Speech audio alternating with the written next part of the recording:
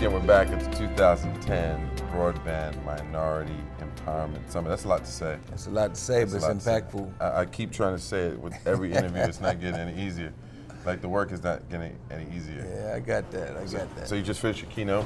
I did, and it was good. I was happy to do it. I don't consider myself a techie by any stretch of the imagination, but I think this issue of broadband, this issue of technology, period, is one that I hold dear, because I think in it, is the future of our children, and access to it is so vitally important. I mean, I was saying to the audience just now that if you want to know the capacity of our children and the fertileness of their minds, is that just look at what they can do with a telephone.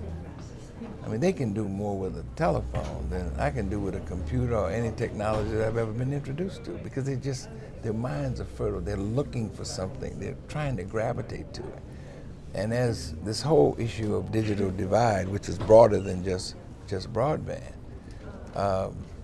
really has a lot to do with access and money. Because if you're going to charge households in South Central Los Angeles or Bed-Stuy or in Harlem and the projects in New Orleans the same amount that you're going to charge private industry to access broadband, it's going to put our community at a serious disadvantage. And to the extent that our children, as well as the infrastructure, my son talks a lot about that. He said, it's not just the technology in and of itself.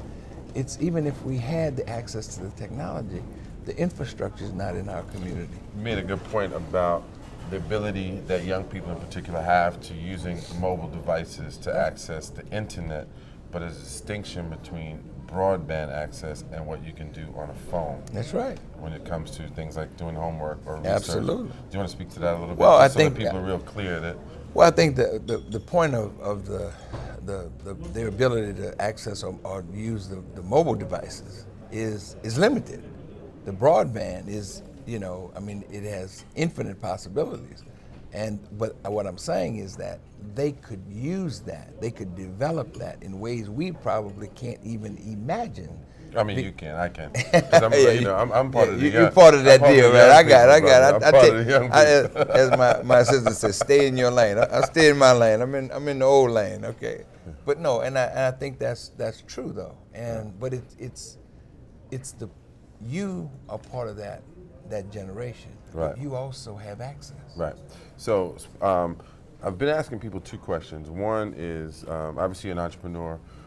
Some of you may not know Danny Bakewell, senior founder as well, and publisher of? No, not the founder, but I am the publisher of the LA Sentinel, and we own a few radio stations throughout the country. Okay. And so on an individual basis, obviously here you spoke to the group. So the two questions are what you're doing specifically to affect positive change in this space, and what you feel individuals may be able to do. Well, one of the things that I'm doing, I happen to also have the honor and distinction of being the chairman of the National Black Publishers Association, representing over 200 black newspapers throughout the country. It's called the NNPA, National Newspaper Publishers Association. And we have the ability to communicate with 19.8 million black people a week. That's what our circulation does.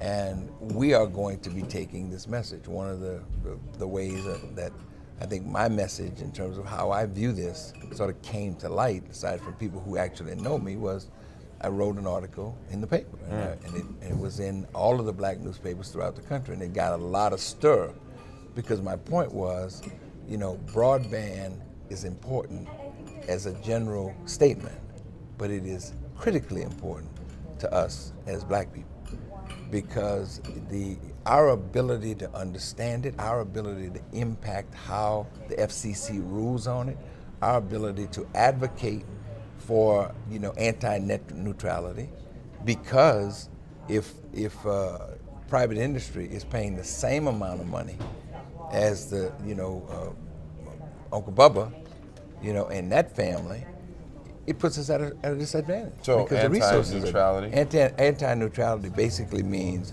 that they will not charge the same to every household Right. for the use of the service. So with the FCC's broadband access plan coming down, is that one of the issues that? That's right. And you say, how can we affect it? Right. I can affect it because we're going to be talking about it in all the newspapers. So getting the voice out to 19 That's million number people. one. Number two, on a weekly basis. And number two, to encourage people not only to know about it, but to pick up the phone. To those who can tweet and Twitter and whatever you. So now we're do. moving into what individuals can do. Exactly. Yeah. And we. I want and- you to speak and directly. what you can do is you can call the FCC.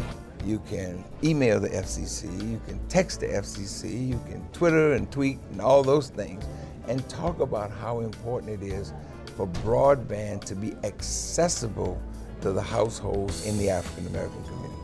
I mean, that's my lane. That's my And message. staying in it. Okay, I like that. All right. Thank you, sir. Hold on, look at And that. support this man here anytime and anywhere you see him. You're gonna see me online real soon. I That's like right. that. Yes, sir. I like Yes, that. sir. All right, brother. Okay, good to see you. Always. All right.